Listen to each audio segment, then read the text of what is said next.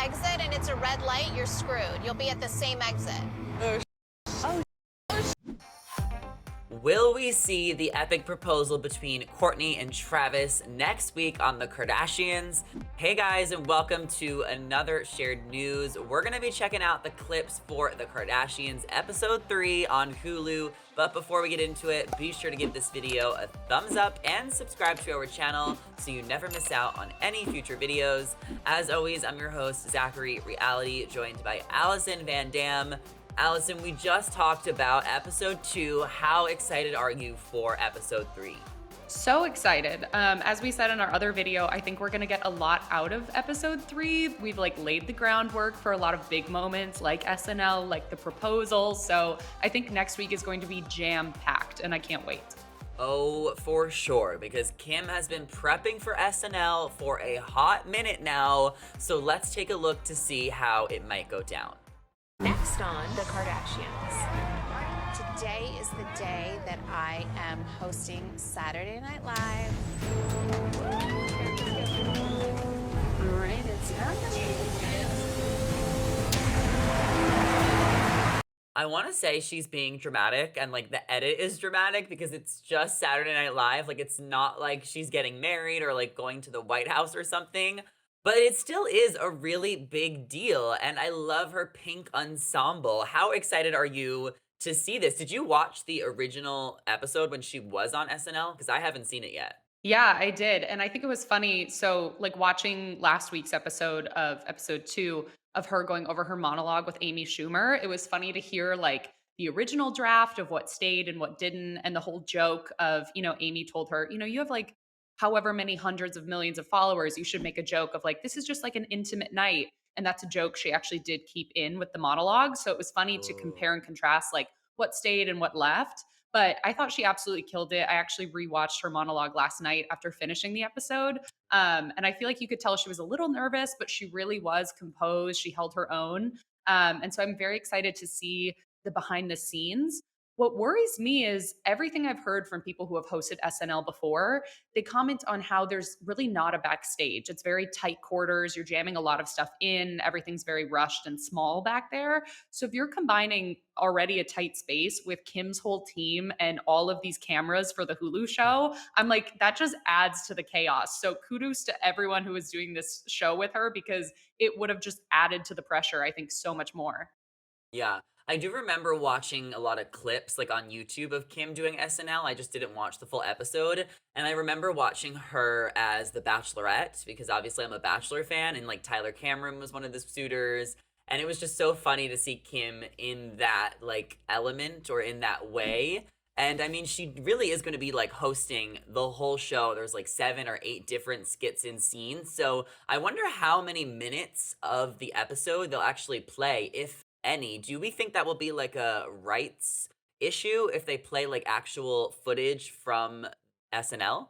Yeah, I mean, I wouldn't be surprised if we got some behind the scenes clip, but they probably have rules of, you can't play the actual footage for maybe more than 10 seconds due to copyright. And I'm sure, SNL wants people then to go from the Hulu show to go watch the actual full episode. So they don't want to give too much away. But even, last week we saw her doing rehearsals and we saw kind of the green screen for her, iconic Aladdin skit that we know she kissed Pete Davidson in. So I honestly love to see the behind the scenes stuff as much as I do the final product. So I think it's a perfect kind of combination of the two. Yeah, and she'll probably start talking about Pete next week when she gets back to LA because there was that one clip in another trailer where she was her producer was asking who are you texting Kim? Does his name rhyme with Skeet or something like that? So she's probably going to start to get those butterflies next episode. So it'll be really fun to see how that plays out. Now, we got to talk a little bit about the Kravis proposal because we know that on last week's episode, Travis told Kris and he told Khloe that he's going to propose to Kourtney. But how is Kim going to find out? Let's take a look. Travis came to see me and he asked for her hand in marriage. Is Scott gonna lose his shit? Of course, that's Kim's first question. How is Scott gonna feel? Who cares how Scott's gonna feel? Why are we still considering Scott's feelings? It's not like they broke up a year ago or 3 years ago or 5 years ago. It's been a minute. I think it's so funny though, comparing that to the Chloe reaction that we saw in last episode. Chloe's crying, they're talking about how they're Hmm. soulmates, but like I think inherently Chloe and Kourtney have been so tight for so many years. Chloe is such a more like, emotional, touchy-feely person.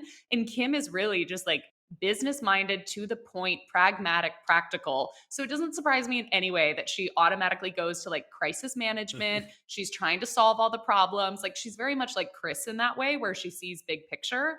But yeah, she could have taken a moment to say, oh my God, that's so nice. But maybe that's not Kim whatsoever. Also, like, you should never tell Kim anything. I feel like everyone knows that if you watch the Kardashians. Like, Kim needs to be the last to know because she has the biggest mouth. So I don't know why Kris Jenner feels the need to tell all the sisters. Like, wait until they get back to LA and it's like a day or two before you start telling everybody about the proposal. We don't want this to slip to Kourtney. She has to be genuinely surprised, okay? So we need to keep on going because the Kravis proposal is happening. So let's take a little bit of a look on how it's going to go down. I'm just worried that they're going to see you guys on the freeway. My mom would be so pissed if Kylie and I were the ones to ruin the surprise. If you guys get off on the same exit and it's a red light, you're screwed. You'll be at the same exit. Well, there it is. Everybody is frantic and anxious about making it to the proposal and being incognito. They don't want to run into Kourtney and Travis in Santa Barbara and possibly ruin it because why else would they be there?